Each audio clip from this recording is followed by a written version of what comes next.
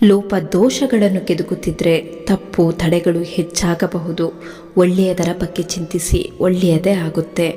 ಒಬ್ಬ ವ್ಯಕ್ತಿ ದೇವರ ಮುಂದೆ ನಿಂತು ಕಣ್ಣೀರು ಹಾಕುವಷ್ಟು ಯಾರ ಮನಸ್ಸನ್ನು ನೋಯಿಸಬೇಡಿ. ಒಂದು ಬೀಜವು ಶಬ್ದವಿಲ್ಲದೆ ಬೆಳೆಯುತ್ತೆ, ಆದರೆ ಮರವು ದೊಡ್ಡ ಶಬ್ದದಿಂದ ಬೀಳುತ್ತೆ. ವಿನಾಶಕ್ಕೆ ಶಬ್ದವಿದೆ, ಆದರೆ ಸೃಷ್ಟಿ ಶಾಂತವಾಗಿದೆ. ಇದು ಮೌನದ ಶಕ್ತಿ. ಮೌನವಾಗಿ ಬೆಳೆಯಿರಿ. ರಾಮ ಎನ್ನುವವನೇ ರಾವಣನಿಗೆ ಇಷ್ಟವಾಗಲಿಲ್ಲ, ಕೃಷ್ಣ ಎನ್ನುವವನೇ ಕಂಸನಿಗೆ ಮೆಚ್ಚುಗೆ ಆಗಲಿಲ್ಲ ಎಂದಾದ ಮೇಲೆ ಎಲ್ಲರ ಮೆಚ್ಚುಗೆಗಾಗಿ ಬದುಕುತ್ತೇನೆ ಎಂದರೆ ಅರ್ಥವಿಲ್ಲ. ಅಮ್ಮ ಇಲ್ಲದಿದ್ದರೆ ಮನೆಯೇ ಕತ್ತಲು, ಅಪ್ಪ ಇಲ್ಲದಿದ್ದರೆ ಜೀವನವೇ ಕಗ್ಗತ್ತಲು. ನಂಬಿಕಸ್ಥರಿಂದ ಮೋಸ ಹೋದೆವು ಎಂದು ಪ್ರಾಮಾಣಿಕರು ಚಿಂತಿಸಬೇಕಾಗಿಲ್ಲ. ಯಾಕೆಂದರೆ ಇತಿಹಾಸದಲ್ಲಿ ಉಳಿದಿರುವವರು ಪ್ರಾಮಾಣಿಕರೇ ಹೊರತು ಮೋಸಗಾರರಲ್ಲ. ನಾವು ಯಾವ ದೀಪ ಆರಬಾರದೆಂದು ನಮ್ಮ ಕೈಗಳನ್ನು ಅಡ್ಡ ಇಟ್ಟು ಕಾಪಾಡುತ್ತೇವೋ ಅದೇ ದೀಪ ನಮ್ಮ ಕೈಗಳನ್ನು ಸುಡುತ್ತೆ. ಕೆಲವು ವ್ಯಕ್ತಿಗಳು ಕೂಡ ಅದೇ ತರಹ. ಕೆಲವು ಸಮಸ್ಯೆಗಳಿಗೆ ತಕ್ಷಣವೇ ಉತ್ತರ ಸಿಗೋದಿಲ್ಲ ಮತ್ತು ಪರಿಹಾರವೂ ಸಿಗೋದಿಲ್ಲ. ಸಮಯವೇ ಎಲ್ಲದಕ್ಕೂ ಉತ್ತರ ಕೊಡುತ್ತೆ. ಸಮಯ ಬರುವವರೆಗೆ ಕಾಯುವ ತಾಳ್ಮೆ ಇರಬೇಕಷ್ಟೇ. ಕಾಲಾಯ ತಸ್ಮೈ ನಮಃ. ಮನುಷ್ಯ ಕೆಲವೊಮ್ಮೆ ಏನೂ ಮಾಡದೆ ಅಪರಾಧಿಯಾಗಿ ಬಿಡುತ್ತಾನೆ. ಇದರರ್ಥ ಅವನು ಅಪರಾಧಿ ಎಂದಲ್ಲ, ಅವನ ಪರಿಸ್ಥಿತಿ ಅವನನ್ನು ಅಪರಾಧಿಯಾಗಿರಿಸುತ್ತದೆ ಅಷ್ಟೇ. ಆದ್ದರಿಂದ ಯಾರನ್ನು ಕಾರಣ ತಿಳಿಯದೆ ದೂಷಿಸಬೇಡಿ. ನಾವು ಯಾರನ್ನು ಕಳೆದುಕೊಂಡರೂ ಬದುಕಬಹುದು, ಆದರೆ ನಮ್ಮನ್ನು ನಾವು ಕಳೆದುಕೊಂಡರೆ ಬದುಕಲು ಸಾಧ್ಯವಿಲ್ಲ. ಒಳ್ಳೆಯ ದಿನ ಯಾವತ್ತೂ ಬರಲ್ಲ, ಯಾಕೆಂದರೆ ಕೆಟ್ಟ ದಿನ ಅಂತ ಯಾವುದೂ ಇರಲ್ಲ. ಸರಿ ಎಂದು ಆ ಕ್ಷಣಕ್ಕೆ ಅನಿಸಿದ ಕೆಲವು ನಿರ್ಧಾರಗಳು ತಪ್ಪಾಗಬಹುದು. ತಪ್ಪು ಎಂದು ನಿರ್ಧರಿಸಿದ ಕೆಲವು ನಿರ್ಧಾರಗಳು ಸರಿಯೂ ಆಗಬಹುದು. ಕಾಲ ಕೊಡುವ ಉತ್ತರ ಬಲ್ಲವರ್ಯಾರು? ಜೀವನದಲ್ಲಿ ನೀವೆಷ್ಟೇ ಸರಿಯಿದ್ರೂ ನೋಡುವವರ ದೃಷ್ಟಿಯೇ ಸರಿಯಿಲ್ಲದಿದ್ದರೆ ನೀವು ಮಾಡಿದ್ದೆಲ್ಲ ತಪ್ಪೇ. ನಿಮ್ಮ ಮೇಲೆ ನಿಮಗೆ ನಂಬಿಕೆ ಇರಲಿ. ಇಲ್ಲಿಯವರೆಗೂ ಸಾಕಷ್ಟು ಕಷ್ಟಗಳನ್ನು ಎದುರಿಸಿ ಬಂದಿದ್ದೀರಾ. ಇನ್ನು ಮುಂದೆಯೂ ಎದುರಿಸುವ ತಾಕತ್ತು ನಿಮ್ಮಲ್ಲಿ ಇದೆ. ತನ್ನ ನೋವು ತಾನು ಅರಿಯುವುದು ಬದುಕಿರುವುದಕ್ಕೆ ನಿದರ್ಶನ. ಇತರರ ನೋವನ್ನು ಅರಿಯುವ ಸಾಮರ್ಥ್ಯ ಪಡೆದರೆ ಅದು ಮಾನವೀಯತೆಯ ಲಕ್ಷಣ. ಮನುಷ್ಯ ಕೆಟ್ಟ ಕೆಲಸ ಮಾಡುವಾಗ ಹಿಂದೆ ಮುಂದೆ ಅಕ್ಕಪಕ್ಕ 4 ದಿಕ್ಕುಗಳನ್ನು ನೋಡುತ್ತಾನೆ, ಆದರೆ ಮೇಲೆ ಮಾತ್ರ ನೋಡಲು ಮರೆತು ಬಿಡುತ್ತಾನೆ. ಮೇಲೆ ಒಂದು ಕಾಣದ ಶಕ್ತಿ ನೋಡುತ್ತಿರುವುದನ್ನೇ ಮರೆಯುತ್ತಾನೆ. ಸುಳ್ಳು ವೇಗವಾಗಿ ಹರಡುತ್ತೆ ಮತ್ತು ನಿಧಾನವಾಗಿ ಸಾಯುತ್ತೆ, ಆದರೆ ಸತ್ಯ ನಿಧಾನವಾಗಿ ಹರಡುತ್ತೆ, ಆದರೆ ಅದು ಶಾಶ್ವತವಾಗಿರುತ್ತೆ. ನೀರಿಲ್ಲದ ನದಿ, ಅತಿಥಿ ಇಲ್ಲದ ಮನೆ, ಫಲವಿಲ್ಲದ ವೃಕ್ಷ ಹೇಗೆ ವ್ಯರ್ಥವೋ ಹಾಗೆಯೇ ಗುರು ಮತ್ತು ಗುರಿ ಇಲ್ಲದ ಬಾಳು ವ್ಯರ್ಥ. ಜೀವನದಲ್ಲಿ ನಾವು ಒಬ್ಬ ಮನುಷ್ಯನಾಗಿ ಒಳ್ಳೆ ರೀತಿ ನಡೆದುಕೊಳ್ಳಬೇಕಾಗಿರುವ 4 ವಿಚಾರಗಳು. ನಮ್ಮನ್ನು ಪ್ರೀತಿಸೋರನ್ನು ನಾವು ಉಪಯೋಗಿಸಿಕೊಳ್ಳಬಾರದು. ನಮ್ಮ ಅಗತ್ಯ ಇದೆ ಅಂತ ಗೊತ್ತಾದ ಮೇಲೆ ತಪ್ಪಿಸಿಕೊಂಡು ಓಡಾಡಬಾರದು. ನಮ್ಮನ್ನು ನಂಬಿದವರಿಗೆ ಮೋಸ ಮಾಡಬಾರದು. ನಮಗೆ ಸಹಾಯ ಮಾಡಿದವರನ್ನು ಎಂದಿಗೂ ಮರೆಯಬಾರದು. ಬದುಕು ಮನುಷ್ಯನನ್ನು 2 ಬಾರಿ ಸೋಲಿಸುತ್ತೆ, ಒಂದು ಪ್ರೀತಿಯ ಮುಂದೆ, ಇನ್ನೊಂದು ಕುಟುಂಬದ ಮುಂದೆ. ಬಡಿದು ತಿನ್ನುವ ಜನರ ನಡುವೆ ದುಡಿದು ತಿನ್ನುವ ಜನಗಳಿಗೆ ನೋವು ಜಾಸ್ತಿ. ಜಗಳ ಮಾಡಿ ದೂರ ಇರುವ ಸಂಬಂಧಕ್ಕಿಂತ ಎಷ್ಟೇ ಜಗಳ ಮಾಡಿದ್ರೂ ಬಿಟ್ಟು ಹೋಗದೇ ಇರುವ ಸಂಬಂಧ ದೇವರ ವರ ಇದ್ದಂತೆ.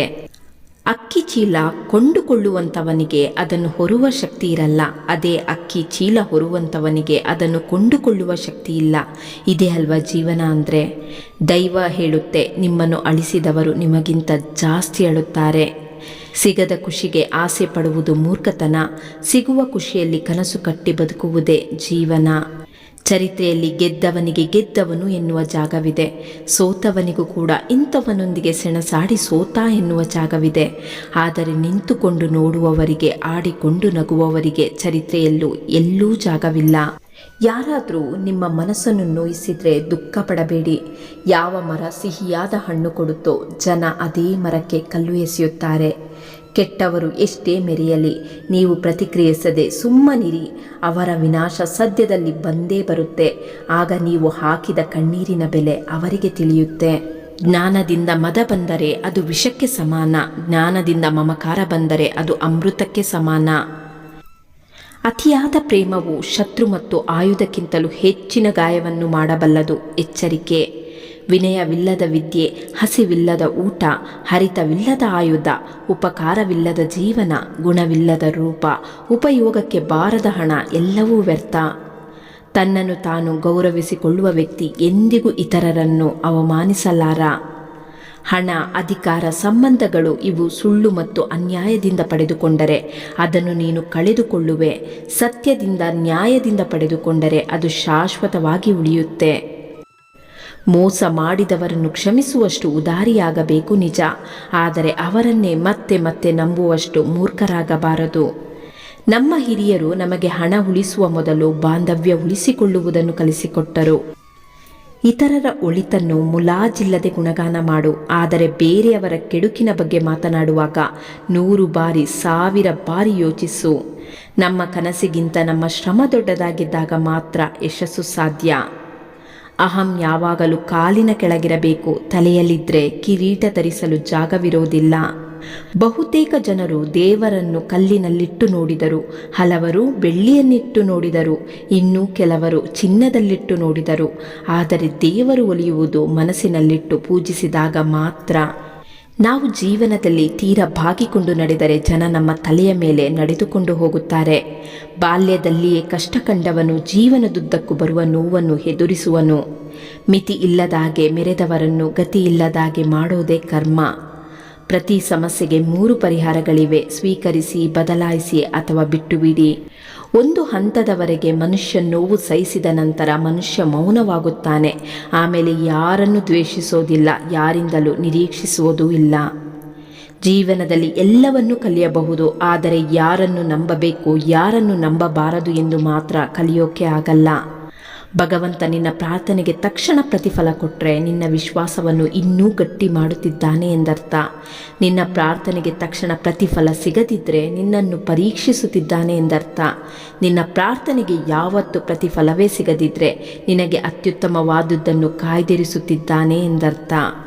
ಕಣ್ಣಿಗೆ ಕಾಣುವವರೆಲ್ಲ ಕೈ ಬಿಟ್ಟಾಗಲೇ ಕಣ್ಣಿಗೆ ಕಾಣದಿರುವವನೊಬ್ಬ ಕೈ ಹಿಡಿಯುತ್ತಾನೆ. ಅವಶ್ಯಕತೆಗಾಗಿ ಬರುವವರಿಗೆ ಅವಕಾಶ ಕೊಡಬೇಡಿ.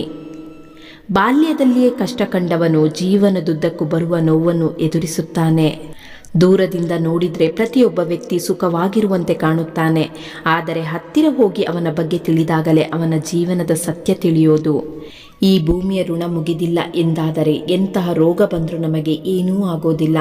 ಋಣ ಮುಗಿಯಿತು ಎಂದರೆ ನಮ್ಮೆತ್ತರಕ್ಕೆ ಹಣದ ರಾಶಿ ಸುರಿದ್ರೂ ನಾವು ಉಳಿಯೋದಿಲ್ಲ. ನಡು ನೀರಿನಲ್ಲಿ ಕೈಬಿಟ್ಟು ಹೋದವರಿಗೆ ಧನ್ಯವಾದಗಳು. ಯೋಚಿಸುತ್ತಾ ಕುಳಿತಿದ್ರೆ ಹೊಸ ಬದುಕು ಕಟ್ಟಿಕೊಳ್ಳಲು ಸಾಧ್ಯವಾಗುತ್ತಿರಲಿಲ್ಲ. ಇತರರಿಗೆ ನೋವುಂಟು ಮಾಡಿದಾಗ ತಾತ್ಕಾಲಿಕ ಆನಂದ ಸಿಗಬಹುದು, ಆದರೆ ಅದರ ಫಲವನ್ನು ಕಾಲಾಂತರದಲ್ಲಿ ಅನುಭವಿಸಲೇಬೇಕಲ್ವಾ? ದೇವರು ನಮ್ಮ ಜೊತೆಗಿಲ್ಲ, ನಮ್ಮ ಮನಸ್ಸಿನಲ್ಲಿಯೂ ಇಲ್ಲ, ಕೇವಲ ನಮ್ಮ ಆತ್ಮವಿಶ್ವಾಸದಲ್ಲಿ ಇರುತ್ತಾನೆ. ನೆಪಕ್ಕಷ್ಟೇ ಸಂಬಂಧ, ನೋವಿಗಲ್ಲ. ಮನುಷ್ಯನ ನಿಜವಾದ ಆಸ್ತಿ ಅವನ ಆರೋಗ್ಯ. ಆರೋಗ್ಯವು ಅವನ ಕೈಬಿಟ್ಟ ದಿನ ಮನುಷ್ಯನು ಪ್ರತಿಯೊಂದು ಸಂಬಂಧಕ್ಕೂ ಹೊರೆಯಾಗುತ್ತಾನೆ. ಮೈ ಮೇಲೆ ಧರಿಸಿರುವ ಬಟ್ಟೆ ಬೆಲೆ ಬಾಳುವಂತಾಗದಿದ್ರೂ ಪರವಾಗಿಲ್ಲ, ಆದರೆ ಮನದೊಳಗಿರುವ ಗುಣ ಬೆಲೆಗೆ ನಿಲುಕದಂತಿರಬೇಕು.